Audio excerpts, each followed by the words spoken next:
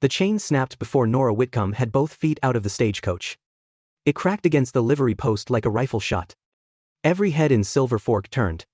A woman on the boardwalk pulled her child behind her skirt. A freight hand dropped a coil of rope. 2 miners stepped backwards so fast their boots struck the saloon wall. Even the stage driver, who looked like a man built mostly from tobacco, dust, and bad weather, froze with one hand on the brake. Nora stood in the mud beside the coach step, one gloved hand gripping the rail. She saw the animal coming low across the yard. A great gray wolf dog, broad through the chest, pale-eyed, fast enough that the mud seemed to fly behind him instead of under him. His broken chain dragged from his collar, striking stones as he ran. The sound went through Nora like cold iron. For one sharp breath, Silver Fork disappeared. She was not in a mining town in Montana territory. She was back behind her father's print shop in St. Louis. Hearing metal scrape. Hearing men shout. Hearing a sound she had spent months trying not to remember. Her knees wanted to bend. She did not let them. The freight wagon beside the livery shifted. A poorly tied crate slid from the upper stack. Heavy and square, coming down toward the place where Nora stood. The wolf dog reached her first. He did not leap at her. He threw his shoulder into the falling crate, knocking it sideways so it struck the mud with a hard, ugly thud instead of Nora's legs. Then he stood between her and the freight wagon, head lowered, chain dragging behind him. The yard stayed silent. Nora looked down at him. The dog turned his great head and pressed his muzzle against her leather glove. Not hard. Not hungry. Not wild. As if he had found something he had been looking for. Nora's hand trembled once. She closed it into a fist until it stopped. Well? The stage driver muttered. I'll be hanged. Whispers started at the edge of the yard. That's Hale's dog. Slate never lets strangers near. She, the woman from back east. The one from the letters. Nora heard all of it. She always did.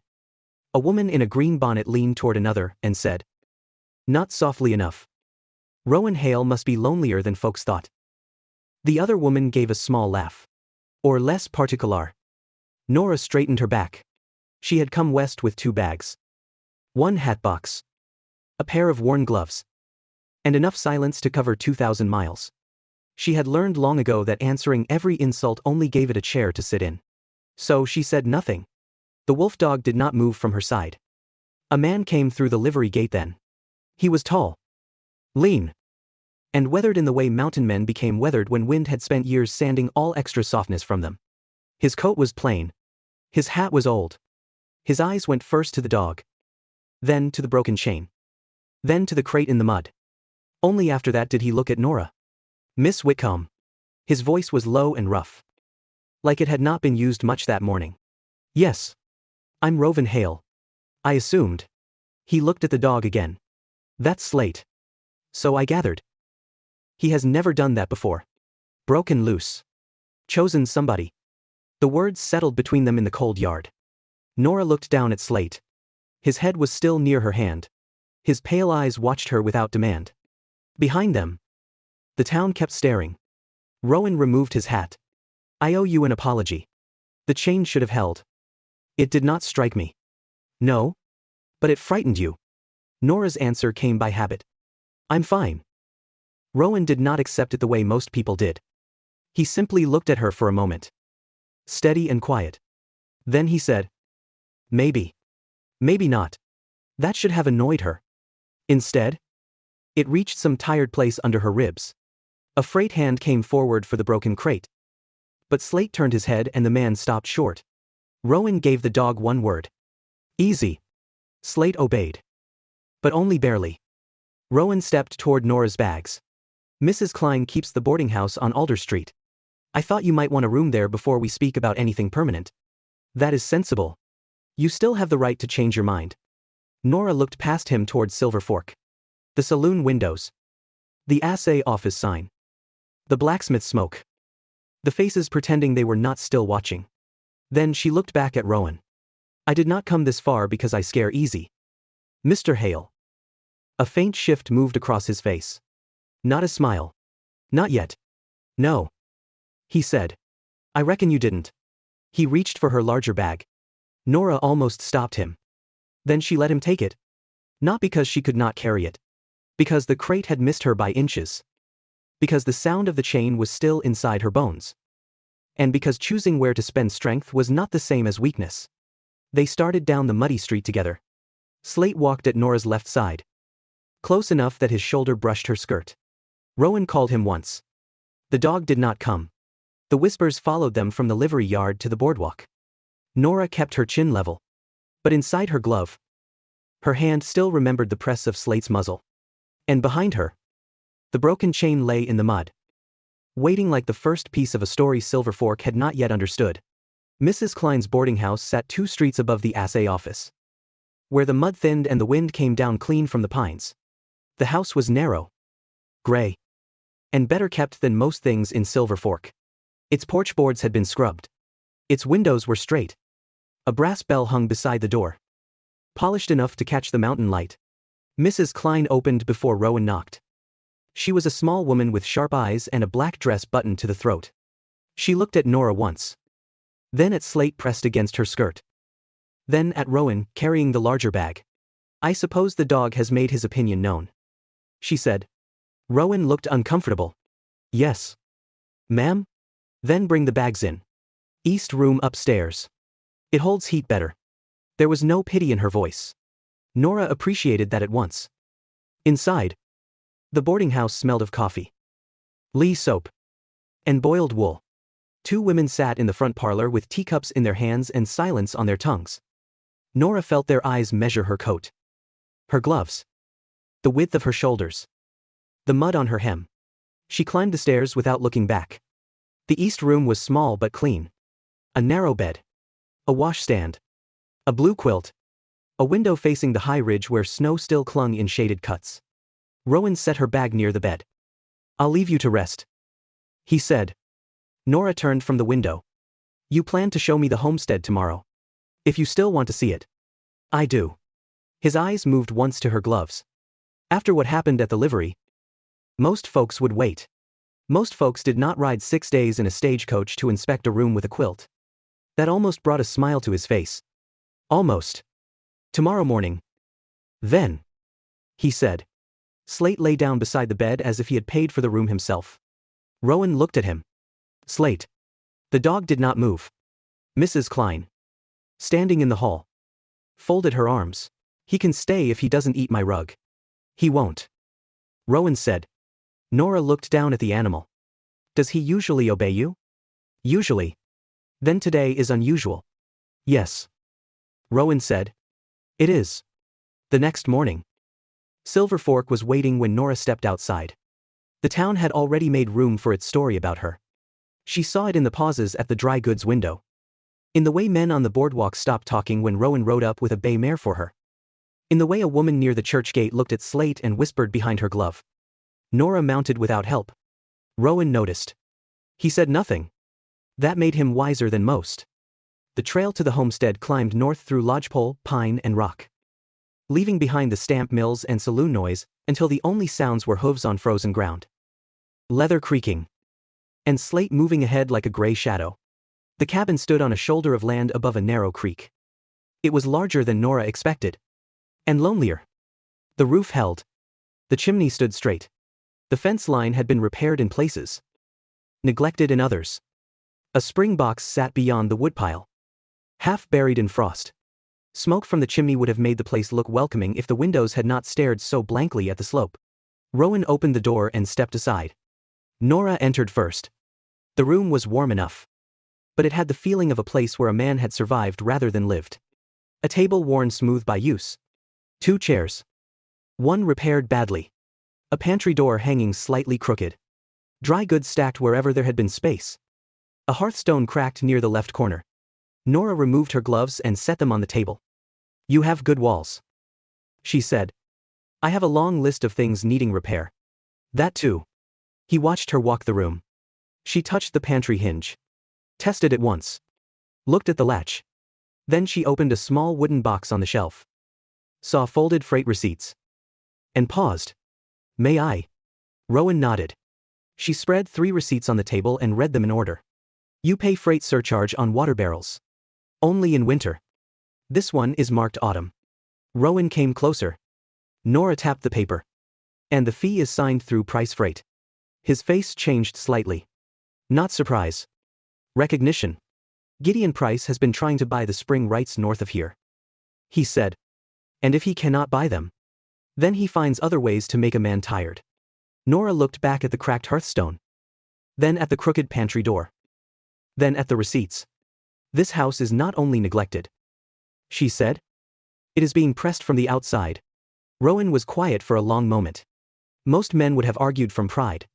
He did not. Can you tell that from 3 receipts and a hinge? No. Nora said. The hinge only tells me you stopped seeing small things because large ones got too close. She picked up her gloves again. Then set them back down. Do you have a screwdriver? Spare screws.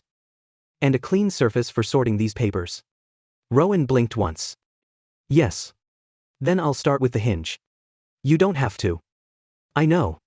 Outside. Slate settled on the porch with his broken chain still dragging from his collar. And the creak moved under a skin of ice.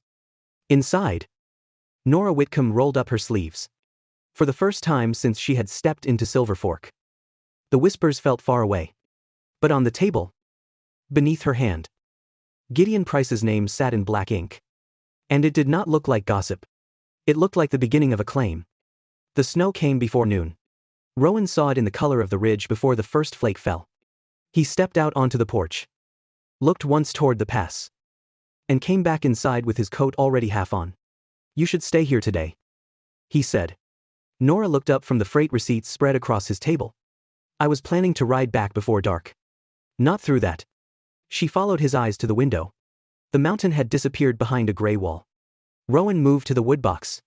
Henderson's boy has a fever. Doc sent medicine up with the last rider. But nobody can get it over that lower cut once the pass closes. I can make it if I leave now. What needs doing here? He stopped. Most people wasted time telling her she did not need to help. Rowan only looked around once. Measuring the cabin. The weather. The daylight. Water barrels from the creek. Dry goods from the lean-to. Extra wood inside. If the spring box freezes, we work from what we have. Go. Nora said. He held her gaze a moment longer. Slate will stay. The wolf dog lifted his head from the hearthstone as if he had already known. Rowan left within 5 minutes. Nora worked without hurry. Which was different from working slow. She hauled water until her arms burned. Stacked wood by the hearth. Brought in flour. Beans. Coffee. Salt pork. And a sack of oats. The wind rose while she worked. By the time she barred the door, snow was driving hard enough to erase the path to the creek. Slate stood near the door. Ears forward. Nora looked at the broken chain still hanging from his collar. You hear it too. Don't you? The dog did not answer. That was one of his better qualities. Rowan returned near dusk, with snow packed along his shoulders and ice in the brim of his hat. He looked first at the barrels. Then the wood. Then the dry goods stacked in clean order near the pantry. You did all of it. You asked me to. I know what I asked. Nora set coffee on the table. Then drink before you fall over. The corner of his mouth moved. This time. It nearly became a smile. By night. The storm had taken the world. The cabin groaned under the wind. Snow hissed against the windows. Somewhere beyond the walls. A tree cracked like a gunshot. And Nora's hand tightened around her cup before she could stop it. Rowan saw. He did not ask too quickly. That made it harder to pretend. Slate rose from the hearth and crossed the room. He lay down across Nora's boots. Heavy and warm. Pinning her to the present. She stared at the fire. My father had a print shop. She said at last. Stained. Louis. My mother kept the accounts and corrected spelling better than any editor who came through the door. Rowan sat still. There was an alley behind the shop. That is where I learned the sound of a chain giving way. The fire snapped.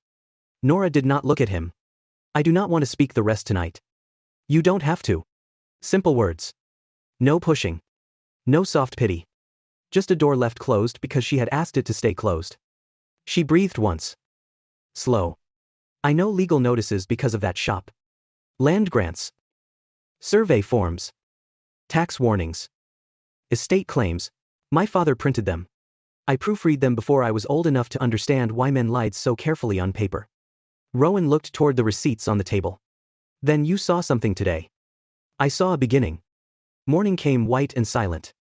The storm had passed, leaving the world buried and bright. Rowan went out first to check the spring box. Nora followed with Slate at her side. The cold sharp enough to sting her lungs. They found the first stake 20 yards below the creek bend. Fresh-cut pine. Red cloth tied around the top. Rowan stopped. Nora saw the second stake near the aspen roots. Then the third. Half hidden under drifted snow. Beside it lay the end of a survey chain. Iron links dark against the white. Slate growled low. Rowan crouched and brushed snow from the stake. Brand, he said. Otis Brand. Gideon Price's surveyor. Nora knelt beside the chain. Careful, not to touch it at first. She followed the line with her eyes. From stake to stake. Toward the spring box. If these marks stand, she said. Where does your waterfall? Rowan's face had gone still. On Price land. The wind moved through the pines. Nora picked up the chain and counted 3 links before she found the join. It had been altered. Small. Clean. Easy to miss. Not easy enough. This is not a mistake, she said. Rowan looked at her. Nora held up the chain. Iron cold against her glove. Somebody shortened the measure. By Sunday, Silver Fork had found a better shape for its cruelty. At first, it had been whispers on boardwalks and women turning their shoulders at the dry goods counter. Then it became looks held too long. Laughter cut short too late. Little silences laid in Nora's path like stones. But that morning, outside the church, Gideon Price made it public. He waited until the congregation had spilled onto the steps. Until hats were being settled and gloves pulled tight. Until Rowan stood beside Nora with Slate lying at the hitching rail. Then Price stepped into the open. He wore a dark coat. Brushed clean. And a smile that looked as if it had been measured before a mirror. Hale, he said. Good to see you standing firm. A man ought to stand by his choices. Even the expensive ones. The talk around them thinned. Nora felt it happen. Rowan turned slowly. Gideon. Price's eyes moved to Nora. Miss Whitcomb. You've certainly brought life to the mountain. Freight disputes. Land papers. Church talk. A busy few weeks for a woman who only just arrived. Nora kept her chin level. A busy few weeks for men who thought no one would read what they wrote. A few faces shifted. Price's smile stayed. Sharp tongue. He said. I see why Hale keeps you close. A lonely man can mistake usefulness for affection. That landed. Not because Nora believed him. Because enough people wanted to. Rowan stepped off the church step. His voice did not rise. You've said enough. Have I? Price looked around. Still pleasant. Still careful. Folks in Silver Fork have a right to wonder whether a homestead is being defended by its owner or directed by someone with an interest in becoming one. Slate rose at the rail. The chain at his collar gave a dull iron sound. Nora's stomach tightened. But she did not move. Rowan looked at Price like the man was something weather had left on the road. Nora Whitcomb saw in one afternoon what you hoped I'd miss all winter. He said. If that troubles you. I understand. I expect competence often does. The churchyard went quiet. Price's smile thinned. Rowan continued. Slower now. She is not a trick played on me. She is not a weakness you can point at. And if I lose land because I stood with the first honest person to set foot in my house in years, then I'll lose it knowing what I chose. Nora looked at him. The words should have steadied her. They almost did. But Price only dipped his head. As if Rowan had handed him something useful. Then I wish you both luck. He said. You may need it before the county recorder opens tomorrow. He walked away. By late afternoon, Nora understood why. Rowan rode into town without her. He said he needed to speak with Jory Kells, the recorder, and wire a lawyer in Helena. He did not ask her to come. He did not ask her to review the papers. He only took the folded land grant from the deed box and left with his face closed. Nora waited at the homestead until the light began to fade. Then she saddled the bay mare and rode down. She found Rowan outside the telegraph office, speaking with Jory Kells and a stranger in a black coat. The stranger held a paper bearing the mark of the bank. Rowan's two best horses stood tied near the side rail with sale tags looped through their bridles. Nora stopped in the shadow of the assay office. She heard only pieces. Keep her name clear. Mortgage will cover the retainer. If Price names her in the petition, she came here because I asked. The wind shifted. Rowan's next words were lower. I'll not have her ruined for my land. Nora stepped back. Her hand went cold inside her glove. He was protecting her. She knew that. But protection and dismissal could wear the same coat when a man would not speak plainly. By the time Rowan returned to the cabin, Nora had packed one bag. Her leather gloves lay on the table beside the freight receipts. Under them was a letter. Folded but not sealed. He stopped in the doorway. Slate pushed past him and went to Nora, pressing his head against her skirt. You're leaving, Rowan said. For Mrs. Klein's boarding house. Nora. You should have told me. He removed his hat slowly. I was trying to keep Price from dragging your name through his claim. My name is already in this town's mouth. She said. You cannot save it by carrying it away from me. That wasn't what I meant. I know what you meant. Her voice stayed even, which took more strength than anger would have. That is the trouble. Rowan looked at the gloves on the table. I sold the horses for the lawyer. He said. I know. I did not regret asking you here. She looked at him then. The hearth fire had burned low behind him. The cracked stone at its corner showed dark in the fading light. Maybe not, she said. But you still decided alone what I was allowed to bear. He had no answer fast enough. That was answer enough for the wound already open. Nora took her bag. Slate followed her to the porch. Then down the first bend of the trail. Halfway to town. He stopped in the snow, looking back toward Rowan and then forward toward Nora. For the first time since Silver Fork. The wolf dog did not know who needed him more. Nora kept riding. Behind her, Slate's broken chain lay across the snow like a question no one had answered. The whole town climbed the mountain to watch Rowan Hale lose his water. That was how it felt. Men came on horseback from the lower mines. Women came in wagons with blankets over their knees. Two freight hands stood near the tree line. Jory Kells, the county recorder, carried a leather folder under one arm and looked as if he would rather be anywhere else. The circuit judge arrived last. Judge Mara Ellery was a square-built woman with gray hair tucked beneath a black hat and eyes that had no patience for theater. She stepped down from her horse, looked at the spring box, the red survey stakes, the gathered crowd, and then at Gideon Price. Let us make this brief, she said. Price smiled. Accuracy takes time. Your Honor. So does fraud, she said. I have seen both. That cooled the air better than the snow. Otis Brand, Price's surveyor, stood near the first stake, with his chain coiled at his feet. He was a thin man with a waxed mustache and gloves too clean for fieldwork. Rowan stood alone beside the spring box. Hat low. Face unreadable. Nora saw him from the lower trail. She had ridden up behind Mrs. Klein's wagon and stepped down before anyone called her name. Slate saw her first. The wolf dog rose from beside Rowan and crossed the snow at a fast. Un even trot. Broken chain dragging behind him. This time, Nora did not flinch at the sound. She put one hand on his head. I know, she said quietly. I came back. Rowan turned. For one breath. The whole slope seemed to go still between them. Nora walked to him, carrying a flat packet wrapped in oilcloth. I brought the land grant copy, she said. His voice was low. You didn't have to. Yes, she said. I did. Not forgiveness. Not yet. But something stronger than absence. Judge Ellery called the measurement to begin. Brand stretched his survey chain from the lower marker to the red stake near the aspen roots. He called numbers. Price's men repeated them. Jory Kells wrote them down. The line, if accepted, would place Rowan's spring on land, Price claimed through the mining company. Nora watched Brand's hands. Not his face. Hands lied less cleanly. Stop, she said. Brand looked up. Madam. This is official work. So is perjury. If you do it before a judge. A murmur moved through the crowd. Price's smile sharpened. Miss Whitcomb. Perhaps Mr. Hale should speak for his own land. Rowan looked at Nora.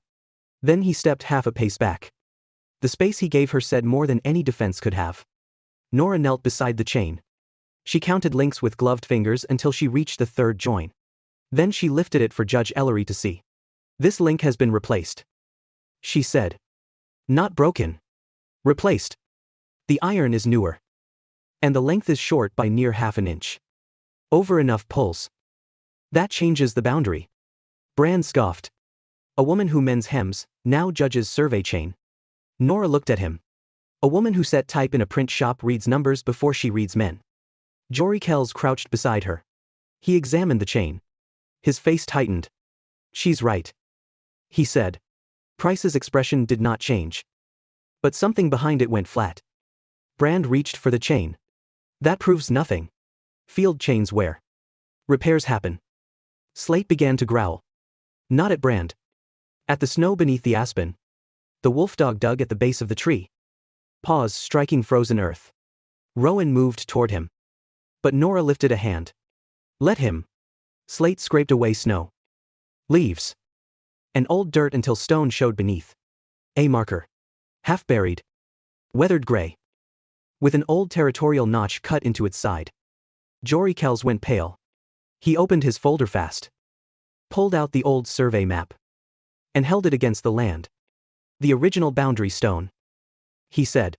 This mark is on the 1,861 grant. Judge Ellery took the map. The mountain wind moved through the pines. Price said nothing. That silence was the first honest thing he had offered all day. Judge Ellery looked from the old stone to Brand's red stakes. Then to the shortened chain in Nora's hand. Mr. Brand. She said.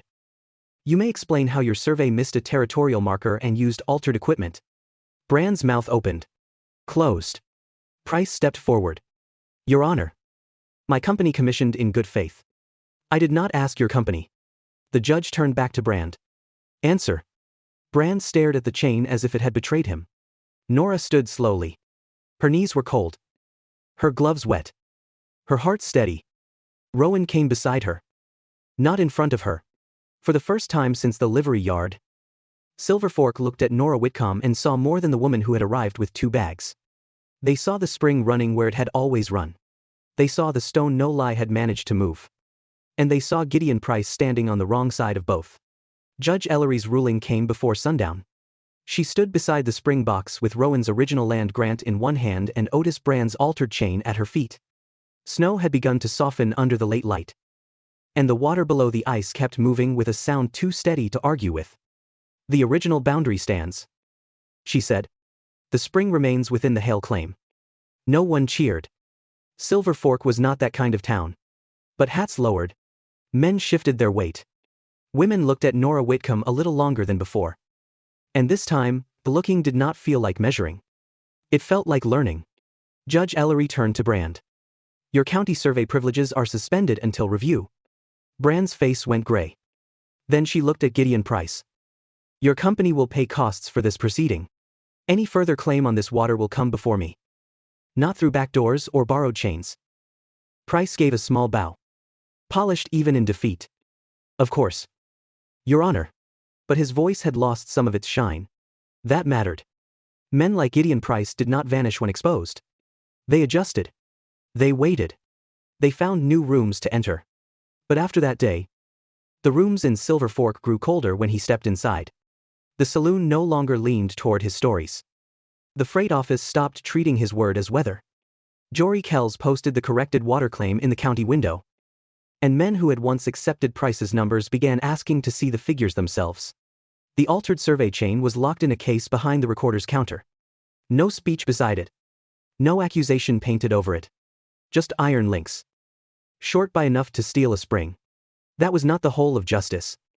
But it was a start. 2 days later, Judge Ellery's written order forced Price Land Company to cover the legal costs Rowan had taken on to defend the spring. Rowan rode down to the bank before noon, and came back near dusk, with both of his horses tied behind him. The good bay. The black mare.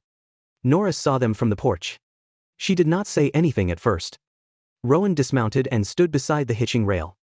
One hand still on the reins. I should have told you before I put them up. He said.